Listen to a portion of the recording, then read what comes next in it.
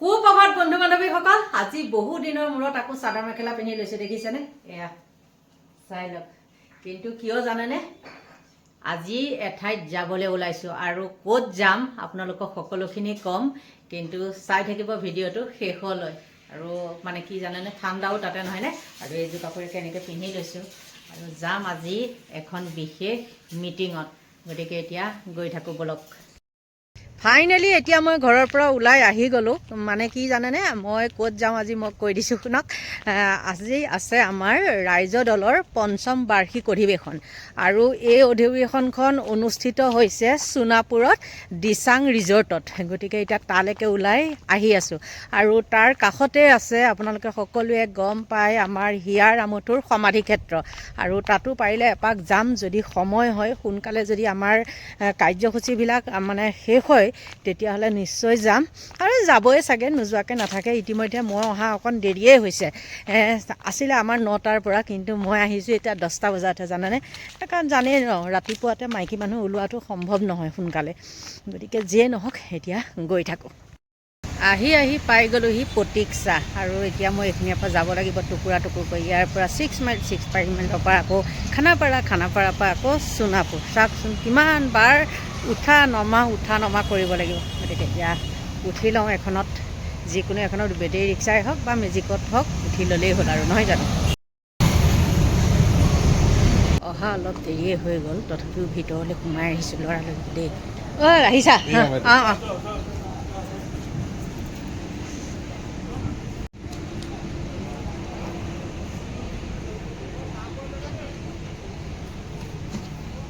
কিন্তু এনেকে যদি চাহ খাবৰ কাৰণে গোটেইখিনি এনেকে আপোনালোকে থুপ খাই দিয়ে তেতিয়া নীতিখন আকৌ ভাল নহয়।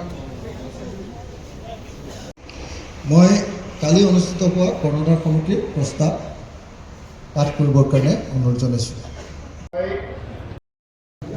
কি সুন্দৰকৈ কাটন দিছে চাওকচোন এইটো।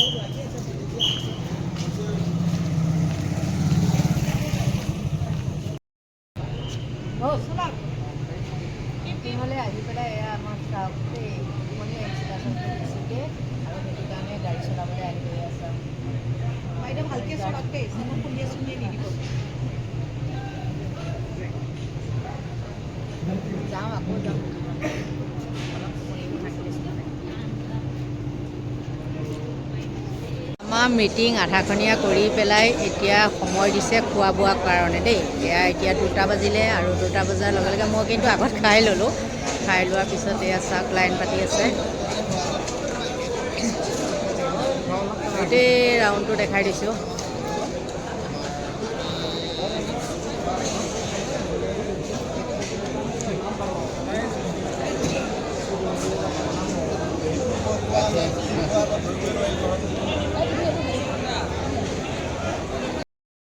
ভাত পানী খাই এতিয়া আহি আছোঁ আমাৰ গছৰ ওচৰলৈ। গছ মানে সাংবাদিকৰ লগত একদম ব্যস্ত, আৰু এইফালে মৰিয়া লগৰী চব খালী চকী হৈ আছে দেই, কাৰণ খোৱাত ব্যস্ত যে। গছে এয়া আমাৰ সাক্ষাৎকাৰ দি আছে।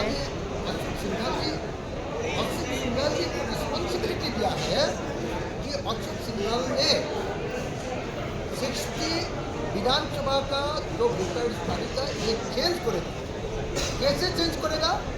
चेंज करने का तरीका बना दिया कि जो लोग बीजेपी को वोट नहीं करेगा, ट्रेडिशनल एंटी बीजेपी जो है, इस लोगों का नाम काटना होगा, और नया लोगों का नाम इसमें इंचार्ज। इसका जो दायित्व, इसका जो रेस्पॉन्सिबिलिटी, ये इसका रेस्पॉन्सिबिलिटी असम का मिनिस्टर और शिक्षिका जी का ऊपर अर्पण किया हुआ है। ये बहुत मेरा काम से ये जो डिसीजन है बीजेपी का, ये जो प्रपोजल है, ये प्रपोजल वो मेरा काम से किया था। इन पुनापुर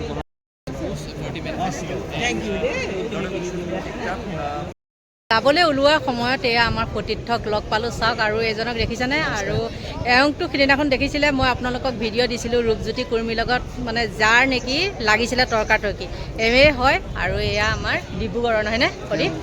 অঁ, এয়া প্ৰদীপ বুঢ়াগোহাঁই। গতিকে লগ পাই ভাল লাগিলে। বহুত দিনৰ এনেকৈ মিটিং চিটিং থাকিলেহে লগ পোৱা হয় আৰু কেতিয়াবা মানে অফিচত লগ পোৱা হয় আৰু এওঁকটো বাৰু আজি পাইছোঁ। ধন্যবাদ। দিচাং ৰিজৰ্টত যিহেতু আজিহে আহিছোঁ, প্ৰথম সোমাইছোঁ দেই, আৰু ইমান সুন্দৰকৈ ফুলখিনি থৈছে চাওকচোন, কি সুন্দৰ দেখিছেনে? আজিয়ে প্ৰথম আহিছোঁ আৰু ইয়াৰ হেৰিবিলাক পৰিৱেশটো বৰ সুন্দৰ। ওচৰতে যদিনো মানে আহি পোৱা নাই, আজিয়ে ফাৰ্ষ্ট আহিছোঁ আৰু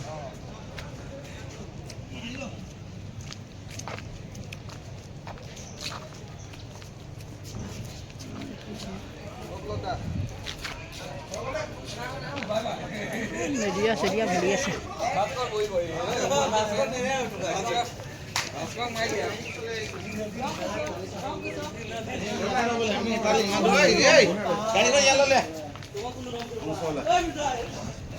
বম্পাৰ পাৰ্কিং আছে দেই, বম পাৰ্কিং আছে।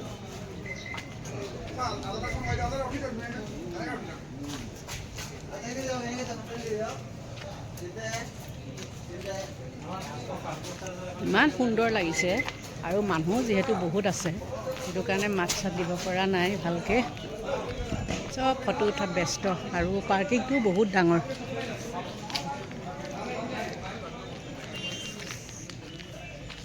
এইফালে আহি আছে আমাৰ মণিশংকৰ, ৰ'দৰ কাৰণে আপোনালোকে দেখা নাই ভালকৈ।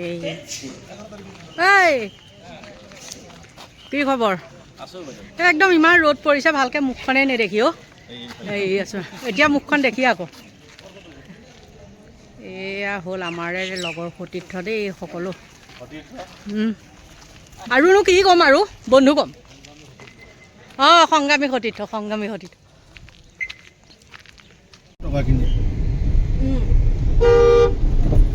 আনহাতে আমাৰ দৰে দোকানী অসমত নাই বুলিলেও 15 পৰা 20 লাখ। এই মাত্ৰ আমি দিচাঙৰ পৰা বাহিৰ হ'লোঁ দেই, আৰু আজিহে প্ৰথম মই কিন্তু তুমি মানে মাইকী মানুহে চলোৱা গাড়ীত উঠিছোঁ, গম পাইছা? বহুত ভয় লাগে, বহুত নালাগে। এইখিনি আমাৰ জুবিন সমাধি ক্ষেত্ৰ নামিবা নেকি ইয়াত? নানামো নেকি, দেৰি হৈ যাব দিয়ক। ময়ো সদায় অহা যোৱা। মন গ'লে গুচি আহোঁ।